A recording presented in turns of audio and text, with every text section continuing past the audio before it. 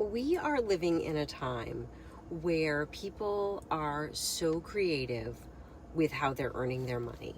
And I've never seen anything like it before. And I'm willing to bet that a lot of people have little side gigs that they don't tell everyone about. Maybe they don't want people to know, because the internet is this world marketplace. And so you have this place where, billions of people are. And you see this all the time. You see people filming stuff at the grocery store, or you see stuff in Miami. You saw it everywhere. Like, I don't see it as much here in Maine as I do. I remember we went to the Berkshires a couple of years ago, and I was getting started in the whole OF thing, and I was making a lot of videos and stuff and putting them out there, but for like promotional stuff, I was doing little Instagram stuff, and I was not really filming out in the open for stuff. And we went up October Mountain, if you know the Berkshires at all, and we kind of did the little drive up there. And when we were up there, it was the first snowfall of the year, and we saw a guy, and he had like all this, paraphernalia. Like, it was like this rotating tripod thing, and he was turning and gesturing and talking about the area, and the camera was following him, and it was fascinating. And I was like, we don't really see that. Like, that's not really out in the open. And when we went to Miami, people were literally like freezing and like posing in front of stuff. And we had gone to the ice cream museum, and they had like these cowboy hats and fringe vests and like all this stuff. And girls were like in their early 20s, were there together as a group touring this ice cream museum, which was kind of for kids, right? But also for influencers, because it says that on the website. And you would see them like, they'd be like on a sugar cookie horse, like they had these little animal cracker horses, right?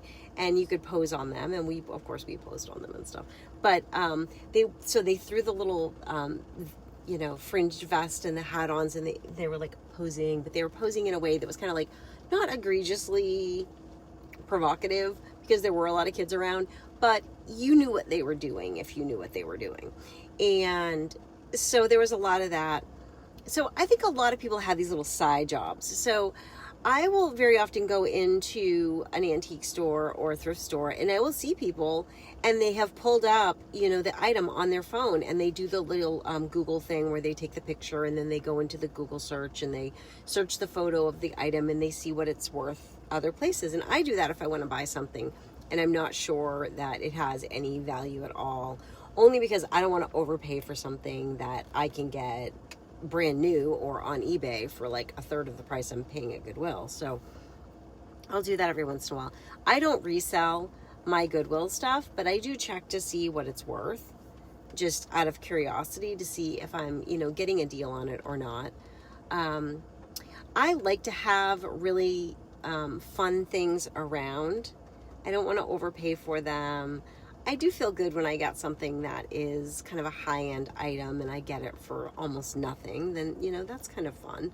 It's fun to say that you got it for like 70% off of what it would cost or whatever.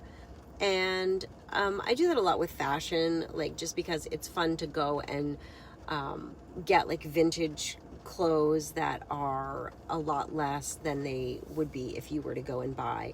Like if I were to buy like a little black dress, at the mall, at one of these department stores or whatever few department stores are still left. But if I were to go to like a Macy's or whatever and get like a little black dress, I'd probably pay $90 for it. But if I can go get, a Calvin Klein or whatever at these thrift stores and pay like $8 for them, and it's in perfect condition, because a lot of times, people wear something once, they don't want it anymore, it's gone.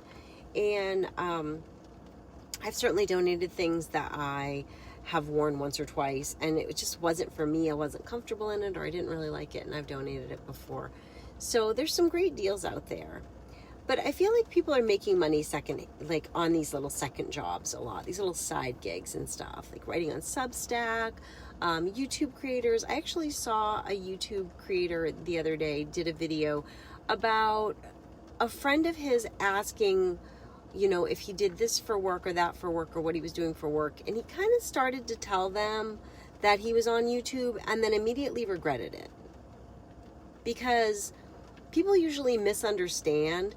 You kind of have to be in that world to understand what people are getting for something and how it changes and how it's not always as big of a deal as you would think.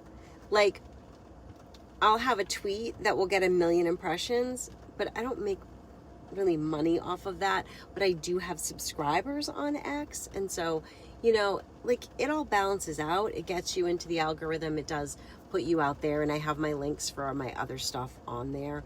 But like when my daughter was in school, she had a YouTube channel and she was making a lot of money. I mean, she was making hundreds and hundreds of dollars a month. And she was, you know, younger, and it was, you know, all under the umbrella of like my husband and I's AdSense account, because she wasn't old enough. But we would give her the money. We would pay the taxes on it and give her the money.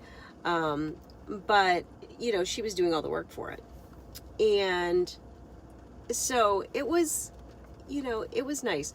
And people didn't really understand at the time. First of all, we were in a very homeschool community, and they didn't understand why we would let our child be on YouTube to begin with, because it's such a dangerous and sinful place, according to them, you know. And so, but we were always making sure that, you know, the comments were appropriate, what she was doing was appropriate, that she was in the right section of YouTube for her, and that it was all kind of on the up and up. And so then things changed later with the monetization, and she wasn't making as much money. And then by that point she was in college, but she did actually get accepted to a college, and they actually put in their acceptance letter that they couldn't wait to have a YouTube star on campus.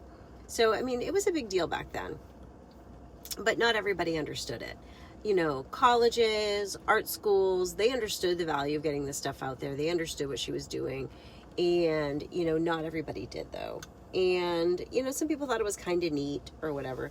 Like, I know some people who are on Spotify as local musicians, and they get on Spotify and they get, you know, they get a lot of downloads and stuff. But if you're just kind of marketing what you're doing on the side to your Facebook friends and the people that you went to high school with, you're probably not getting a true representation of what people would actually think of your product.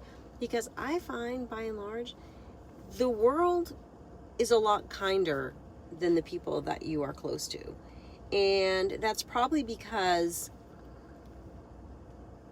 we all know each other so well, and we know each other on a different level, and maybe we can't really even be ourselves or really express that side of ourselves that we want to express.